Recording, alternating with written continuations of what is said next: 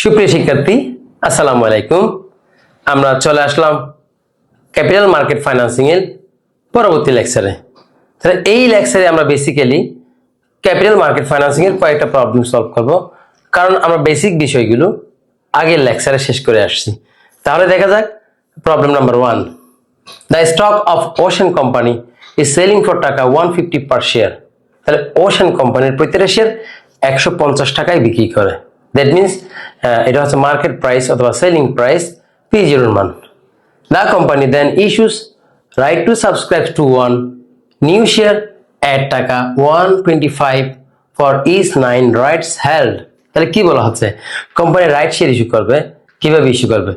9টা শেয়ারের বিপরীতে একটি নতুন শেয়ার ইস্যু করা হবে। প্রত্যেকটা শেয়ারের দাম কত? 125 টাকা। আমি আবার বলছি, কোম্পানি 9টি পুরাতন শেয়ারের বিপরীতে একটি নতুন শেয়ার ইস্যু করবে। প্রত্যেকটা শেয়ারের দাম কত? 125 টাকা। আমাদেরকে কি বের করতে বলা হয়েছে? Compute the periodical value of the followings. অর্থাৎ নিচে যে রিকোয়ারমেন্ট গুলো আছে সবগুলো রিকোয়ারমেন্টের ভ্যালু বের করতে বলছে। অর্থাৎ এই প্রত্যেকটা রিকোয়ারমেন্ট হচ্ছে ভ্যালু। সেটা ভ্যালু অফ রাইট হতে পারে, ভ্যালু অফ এক্স রাইট হতে পারে, value of right with ex right হতে পারে। তাহলে রিকোয়ারমেন্ট গুলো পড়ার আগেই আমরা উদ্দীপকটা একটু অ্যানালাইসিস করি। তাই ওশান কোম্পানির প্রত্যেকটা শেয়ার কয় টাকায় বিক্রি করে? 150 টাকায় বিক্রি করে। এটা হচ্ছে মার্কেট প্রাইস অথবা selling price, that means P0। তাহলে P0 মান কত? 150। তাহলে কোম্পানি 9টা পুরাতন শেয়ারের বিপরীতে একটি নতুন শেয়ার ইস্যু করবে। প্রত্যেকটা শেয়ারের দাম কত? 125 টাকা। তাহলে যতটি পুরাতন শেয়ারের বিপরীতে একটি নতুন শেয়ার ইস্যু করা হয় সেটি n এর মান কত? 9। এবং প্রত্যেকটা শেয়ারের দাম কত? 125 টাকা। অর্থাৎ নিউ শেয়ারের মূল্য হচ্ছে 125, SP সমান 125 লিখলাম। তাহলে রিকোয়ারমেন্ট গুলো কি বলছিলাম? ভ্যালু বের করতে হবে। রিকোয়ারমেন্ট 1 কি? A right when the stock is selling right on। দ্যাট মিনস আমরা শুধু এইভাবে পড়লেই কিন্তু রিকোয়ারমেন্টটা খুঁজে পাবো না। আমাদেরকে এই রিকোয়ারমেন্ট গুলোর সাথে একটা শব্দ অ্যাড করে করতে হবে, সেটা হচ্ছে ভ্যালু। তাহলে 1 নম্বর রিকোয়ারমেন্ট হচ্ছে ভ্যালু অফ রাইট। আর 2 নম্বর হচ্ছে one share of stock when it goes x right। এটা হচ্ছে ভ্যালু অফ x right। আর 2 নম্বর রিকোয়ারমেন্ট হচ্ছে a right, that means value of right when the stock sells x right at টাকা 150। তাহলে x right যদি 150 টাকা হয় তাহলে value of right কত হবে? তাহলে আমরা যদি একটু অ্যানালাইসিস করি রিকোয়ারমেন্ট গুলো, তাহলে ঠিক এরকম। রিকোয়ারমেন্ট 1 এ বের করতে বলছে ভ্যালু অফ রাইট, আর রিকোয়ারমেন্ট 2 তে বের করতে বলছে ভ্যালু অফ x রাইট, আর রিকোয়ারমেন্ট 3 তে বের করতে বলছে value of right with x right. তাহলে আমরা রিকোয়ারমেন্ট 1 করি। ভ্যালু অফ রাইট v এর equal P0 minus SP divided by n plus 1। তাহলে P0 মান কত? 150, SP মান কত? 125, n এর মান কত? 9। ক্যালকুলেশন করলে কত আসবে? 2.5। তাহলে আমরা রিকোয়ারমেন্ট নাম্বার 2 দেখি। Value of x right. Value of x right Px equal P0 into n plus SP divided by n plus 1। তাহলে P0 মান কত? 150, আর n এর মান কত? 9, আর SP মান কত? 125। ক্যালকুলেশন করলে आंसर আসবে 147.5। এখন দেখবো requirement number 3। Value of right with x right v এর equal Px minus SP divided by n। তাহলে Px এর মান কত? এটাও কিন্তু Px এর মান। তাহলে এটা বসানো যাবে না এখানে, কারণ প্রশ্নে বলা ছিল x রাইট যদি 150 টাকা হয় তাহলে x রাইট এর মান কত সেটা বলা ছিল। তাহলে 150, আর SP এর মান কত? 125, n এর মান কত? 9। ক্যালকুলেশন করলে আসবে 2.78। তাহলে এখন আমরা দেখব problem number 2। SZI company needs to raise টাকা 20 lakh by offering 2 lakh right share. তাহলে SZI কোম্পানির কত টাকা দরকার? 20 লাখ টাকা দরকার। এর জন্য ওরা 2 লাখ শেয়ার ইস্যু করবে। The company currently has outstanding 10 lakh shares at টাকা 20 each। তাহলে বর্তমানে কোম্পানির 10 লাখ শেয়ার আছে, প্রত্যেকটা কত? 20 টাকা। তাহলে রিকোয়ারমেন্ট করার আগেই আমরা উদ্দীপকটা একটু অ্যানালাইসিস করব।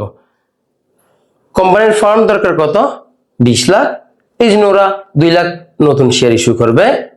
এটা নিউ শেয়ার, আর এই 20 লাখ হচ্ছে ফান্ড টু বি রেজড। কোম্পানির আগে থেকেই শেয়ার আছে কত? 10 lakh, that means old share. প্রত্যেকটা শেয়ারের দাম কত? 20 টাকা, আর ওল্ড শেয়ারের প্রাইস মানে P0। 1 নম্বর রিকোয়ারমেন্ট হচ্ছে what must be the subscription on the right offer, that means আমাদেরকে সাবস্ক্রিপশন প্রাইস বের করতে হচ্ছে। আর 2 নম্বর রিকোয়ারমেন্ট হচ্ছে what will be the share price after the right issue. After right মানে value of x right. 3 what is the value of right before ex right, তাহলে ex right এর আগে মানে ভ্যালু অফ রাইট, তাই 3 নম্বর requirement হচ্ছে value of right. 4 নম্বর requirement হচ্ছে how many rights would be issued to an investor who currently owns 1000 shares। তাহলে কোন একজন বিনিয়োগকারী যদি অর্থাৎ কোন একজন বিনিয়োগকারীর যদি 1000 শেয়ার থাকে তাহলে সে কয়টা রাইট শেয়ার পাবে। তাহলে রিকোয়ারমেন্ট গুলোকে আমরা একটু সংক্ষিপ্ত করি। 1 নম্বর রিকোয়ারমেন্ট বের করতে বলছে আমাদেরকে সাবস্ক্রিপশন প্রাইস। 2 নম্বরে বলা হচ্ছে আফটার রাইট মানে x right, value of x right. 3 নম্বর রিকোয়ারমেন্টে বলা হচ্ছে value of before ex right, before ex right মানে ভ্যালু অফ রাইট। আর 3 নম্বরে বলা হচ্ছে কোন একজন বিনিয়োগকারীর যদি 1000 শেয়ার থাকে তাহলে সে কয়টা রাইট শেয়ার পাবে। তাহলে আমরা ইনফরমেশন গুলোকে লিখে ফেলি আগে কি কি আছে। ফান্ড টু বি রেজড আছে কত 20 লাখ, আর নিউ শেয়ার আছে কত 2 লাখ, আর ওল্ড শেয়ার আছে কত 10 লাখ, আর ওল্ড শেয়ারের প্রাইস মানে P0 আছে কত 20 টাকা। তাহলে আমরা ইনফরমেশন গুলোকে সংক্ষেপে লিখে ফেললাম। এখন আমরা একটা একটা রিকোয়ারমেন্ট করি। রিকোয়ারমেন্ট নাম্বার 1 ছিল নাম্বার অফ, আচ্ছা রিকোয়ারমেন্ট 1 ছিল সাবস্ক্রিপশন প্রাইস। তাহলে সাবস্ক্রিপশন প্রাইসের কোনো সূত্র আমরা শিখি নাই, তাহলে আমাদেরকে নাম্বার অফ নিউ শেয়ারের সূত্র দিয়ে সেখান থেকে বের করতে হবে। তাহলে number of new share equal fund to be raised divided by SP. তাহলে নাম্বার অফ নিউ শেয়ার কত 2 lakh, fund to be raised কত 20 লাখ, আর এসপি নাই, এসপি রেখে দিলাম, এসপি মান বের হবে কত 10। আমরা পেয়ে গেলাম রিকোয়ারমেন্ট 1 এসপি। আর রিকোয়ারমেন্ট 2 কি ছিল value of x right px equal p0 into n plus sp divided by n plus 1। p0 এর মান কত 20, n এর মান কত 5, আর sp কত 10। তাহলে এখন n এর মানটা আমরা কিভাবে পাইলাম, এইখানে তো কোথাও n এর মান ছিল না, আর আমিও এখানে লিখে দিই নাই। n এর মানটা আমাদেরকে বের করতে হবে কিভাবে, n এর মান বের করার সূত্র হচ্ছে old share divided by new share. তাহলে এই অঙ্কে ওল্ড শেয়ারের মান কত ছিল 10 লাখ, আর নিউ শেয়ারের মান কত 2 লাখ। তাহলে old share 10 lakh, new share 2 lakh. তাহলে ওল্ড শেয়ারকে যখন আমরা নিউ শেয়ার দ্বারা ভাগ করব এন এর মান পাবো। তাহলে 10 লাখকে যখন আমরা 2 লাখ দ্বারা ভাগ করব কত হবে 5, এন এর মান কত 5। তাহলে ক্যালকুলেশন করলে 18.33। আমরা যাব এখন রিকোয়ারমেন্ট 3 তে। আচ্ছা এখানে এন এর মানটা বের করে দেওয়া আছে পরের স্লাইডে। আর রিকোয়ারমেন্ট 3 হচ্ছে ভ্যালু অফ রাইট। তাহলে ভ্যালু অফ রাইট ভি আর equal P0 minus SP divided by n plus 1। তাহলে P0 এর মান কত 20, SP কত 10, n এর মান কত 5। n এর মান কিভাবে বের করছি সেটা এখানে দেওয়া আছে, যদি আমি আগের রিকোয়ারমেন্টে এটা বুঝিয়েছিলাম। তাহলে ক্যালকুলেশন করলে কত আসবে 1.67। এরপরে রিকোয়ারমেন্ট নাম্বার 4 কি ছিল, কোন একজন বিনিয়োগকারীর যদি 1000 শেয়ার থাকে তাহলে সে কয়টা রাইট পাবে। তাহলে আমরা লিখলাম investor will get rights equal. তাহলে কোন একজন বিনিয়োগকারী যে শেয়ারগুলো আগে থেকে থাকে সেগুলোকে আমরা বলি holding share. Holding share divide by কত কি এন। তাহলে হোল্ডিং এর কত 1000, এন এর মান কত 5, ক্যালকুলেশন করলে 200। এটাকে আমরা মুখে মুখে করতে পারি। কোন একজন বিনিয়োগকারীর যদি 1000 শেয়ার থাকে তাহলে সে কয়টা রাইট শেয়ার পাবে। তাহলে এই অঙ্কে এন এর মান কত ছিল, এন এর মান ছিল 5, অর্থাৎ 5টি পুরাতন শেয়ারের বিপরীতে একটি নতুন শেয়ার ইস্যু করা হবে। 5টি পুরাতন শেয়ারের বিপরীতে যদি একটি নতুন শেয়ার ইস্যু করা হয়, অর্থাৎ 5টার বিপরীতে যদি একটা শেয়ার দেওয়া হয়, তাহলে 1000 শেয়ারের বিপরীতে কয়টা শেয়ার দেওয়া হবে 200 শেয়ার দেওয়া হবে। সেটা আমরা মুখে মুখে করতে পারি, অথবা সূত্র দিয়ে আমরা করলে কিভাবে করব, holding share divide by N. Holding share 1000, N এর মান 5, ক্যালকুলেশন করলে 200। ওকে, এখন আমরা দেখব problem number 3। XYZ company limited is proposing A right offering, right share issue করবে। প্রেজেন্টলি অথবা কারেন্টলি বর্তমানে দেয়ার আর 2,50,000 শেয়ারস আউটস্ট্যান্ডিং এট টাকা 50 ইচ। বর্তমানে তাদের 2,50,000 শেয়ার আছে এবং প্রতিটি শেয়ারের দাম কত 50 টাকা। There will be 50,000 new shares offered at টাকা 40 ইচ। তাহলে 50,000 শেয়ার ইস্যু করা হবে, নিউ শেয়ার ইস্যু করা হবে, প্রতিটি শেয়ারের দাম কত 40 টাকা। তাহলে রিকোয়ারমেন্ট গুলো পড়ার আগে আমরা উদ্দীপকটা একটু পড়ে নিই। তাহলে বর্তমানে তাদের 2,50,000 শেয়ার আছে, এটা হচ্ছে ওল্ড শেয়ার, আর ওল্ড শেয়ারের প্রাইস কত 50, দ্যাট মিনস P0। 50,000 নতুন শেয়ার ইস্যু করবে নিউ শেয়ার, আর নিউ শেয়ারের দাম কত 40, তার মানে এটা SP। আর রিকোয়ারমেন্ট কি, 1 নম্বর রিকোয়ারমেন্ট হচ্ছে what is the new market value of the company, market value of the company অথবা market value of the firm. 2 নম্বর বলা হচ্ছে how many rights, that means number of rights. 3 নম্বর হচ্ছে what is the ex right price, that means value of x right. আর 3 নম্বর হচ্ছে what is the value of right, value of right.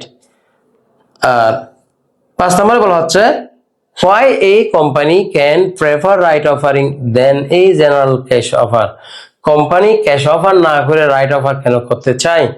তাহলে আমরা রিকোয়ারমেন্ট গুলো যদি একটু অ্যানালাইসিস করি, সংক্ষেপ করি, তাহলে 1 নম্বর রিকোয়ারমেন্ট হচ্ছে ভ্যালু অফ দ্য কোম্পানি, 2 নম্বর রিকোয়ারমেন্ট হচ্ছে নাম্বার অফ রাইটস, 3 নম্বর হচ্ছে ভ্যালু অফ এক্স রাইট, 4 নম্বর হচ্ছে ভ্যালু অফ রাইট, আর 5 নম্বর একটি কমেন্ট, সেটা হচ্ছে কোম্পানি ক্যাশ অফার না করে রাইট অফার কেন করতে চায়, অথবা কোম্পানির কাছে ক্যাশ অফারের তুলনায় রাইট অফার কেন বেশি পছন্দনীয়।